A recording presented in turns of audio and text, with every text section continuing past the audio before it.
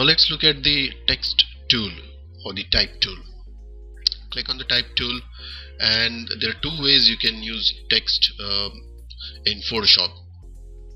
One is if you drag a rectangle with the type tool, and you can type inside the box,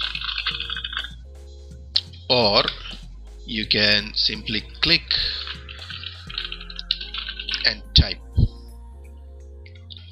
So if you select the type tool, click on the canvas and type in something, this text is called point type.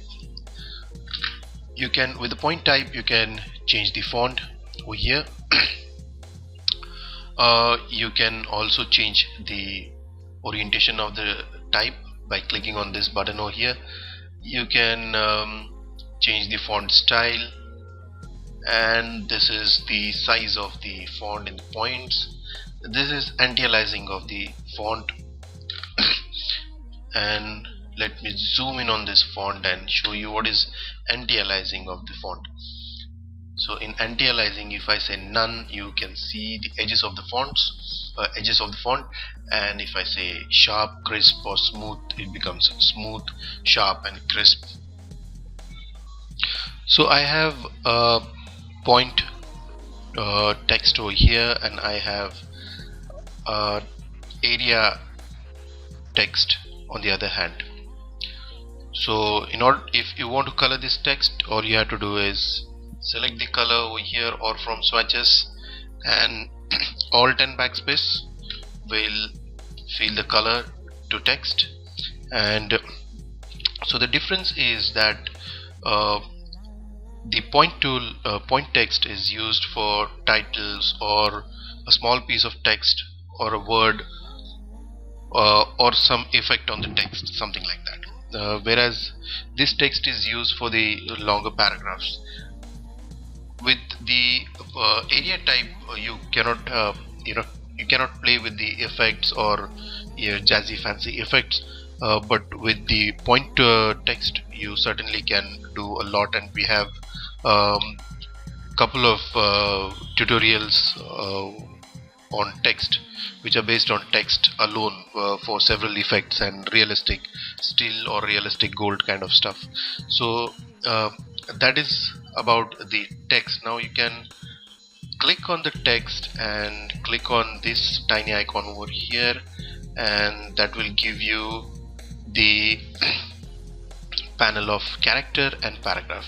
In character, you can change the font, the style, the font size, and the leading, that is the spacing between line, the spacing between character, and the spacing between the baseline, etc. So you can play around with all those things, and you see what are the possibilities you have with the text, both the text with point type and with the area type. Along with that, you can go to paragraph. You have alignment, you have indents, and all those options, regular options of the word processing. Now next tool is the shape tool, and you have rectangle, rounded rectangle, and ellipse, etc. All these shapes in shape tool options. So let me tell you that this is a vector shape, and I'll show you the difference between vector and graphics shape. So the shape, the rectangle shape, we can draw with the help of rectangle marquee tool also. So let's draw one rectangle and fill that with the red color.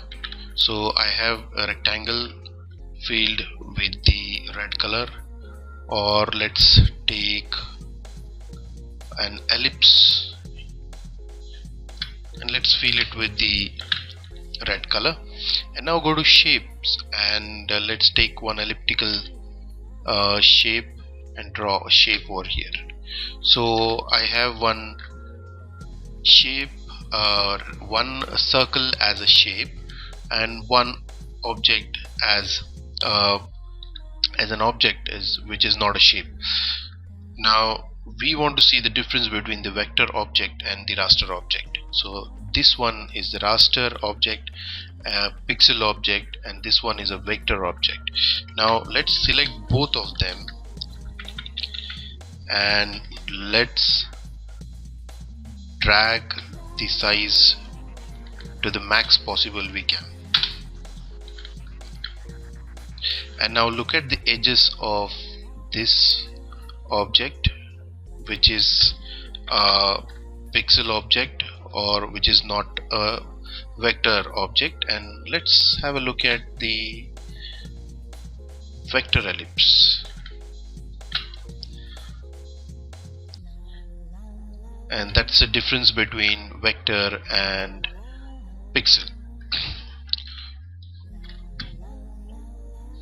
So we have the shape tool with all these options. What is most interesting is a custom shape tool, and you can click on this tiny drop down. You have plenty of ready shapes and plenty more you can download from the free sites as well as the paid sites, and you will have all sort of shapes readily which you can download and add to this list.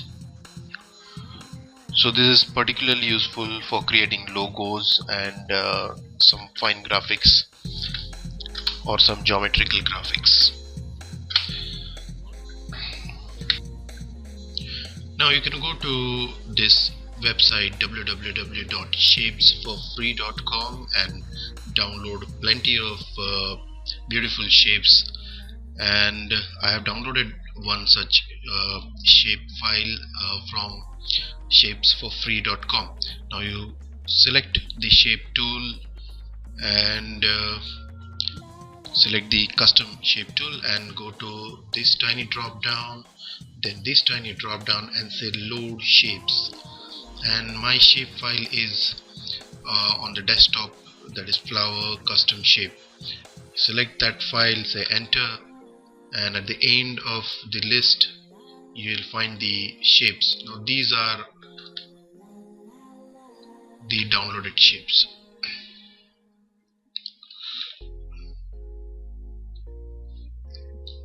And these are for free.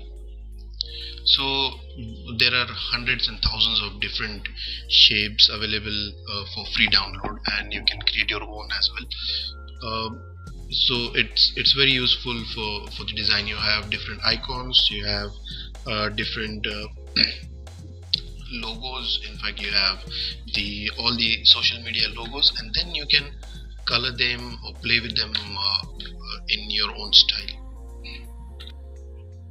Now let us look at the layers palette, and to access the layer palette you can hit F7 on the keyboard, go to Windows, and you can even access layers palette from here. On the layer palette, the default image always will have a background layer, and you can click here to add one layer, and on this layer you can paint or whatever you want to do. You can paste an image, a photograph, and all sort of other things you can do on this layer, and you can control the opacity of this layer. So let's take one photograph and say Ctrl V to paste, and that creates by default a new layer, and that's layer 2. You can make this layer invisible temporarily, or you can move this image around. You can lock this layer and it will get locked so that accidentally you don't move this. You can lock it only for moving, but you can do other things like painting over it or some other things. If you say lock for paint,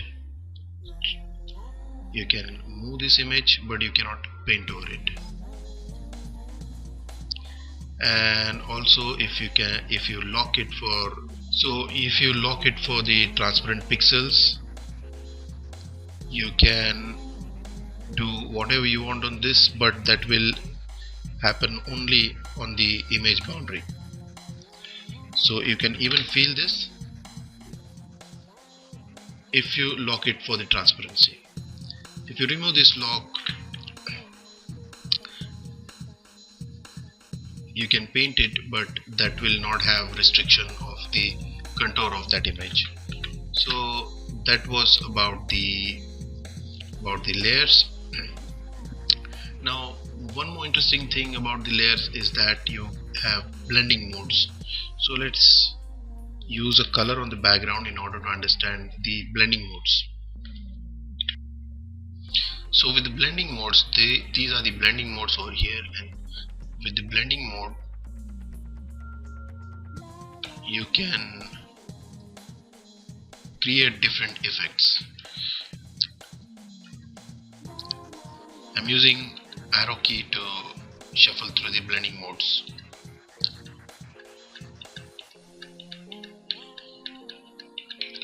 So this is blending mode, and the blending mode has got unlimited infinite possibilities.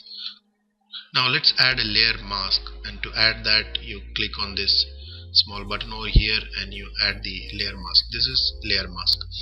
On the layer mask, if I paint with the black color, I'm making this layer transparent, and if I paint back with the white color on it,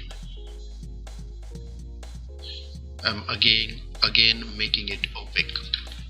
That's the masking.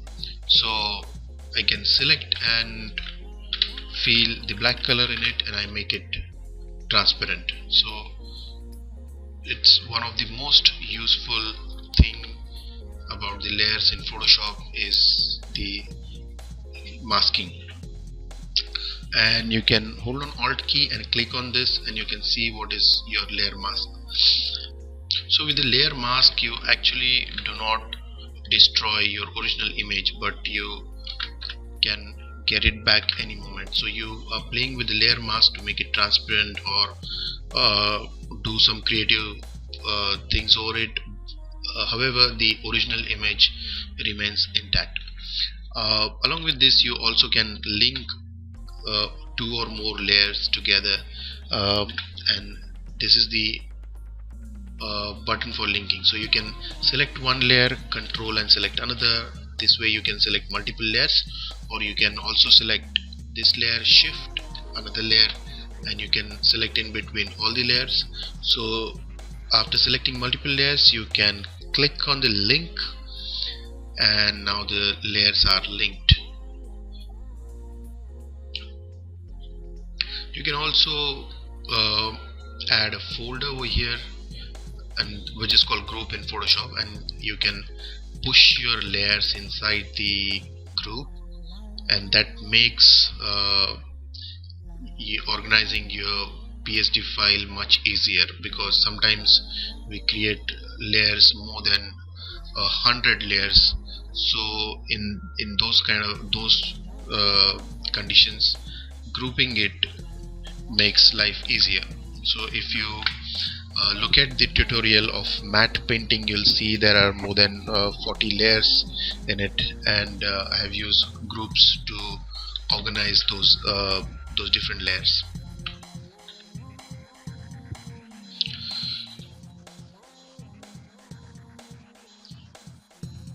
Now you can add the effects to this layer, and let me show you how you add the effects. Click on this effects button, and we'll add a simple effect to this, and that is drop shadow. And you'll see this in all of the video tutorials, and in much more detail. We have discussed almost all these effects, and some of the tutorials are based on these effects alone. Beside this, you can also add the adjustment layers in the layer palette. Like for example, let's click on this adjustment layer button and add brightness and contrast, and change the brightness and contrast of this image. And now the difference in doing that with the adjustment layer is that my original image is still intact. If I do this to my original layer, if I go to image adjustment and brightness contrast and I change the brightness and contrast of this image, then I actually lose the original image, and it's difficult now or impossible to go back to the original state of this image unless and until I copy paste the origin from its original source. But if I use the adjustment layer, my original image remains intact, and I can add multiple adjustment layers. I can add vibrance to this.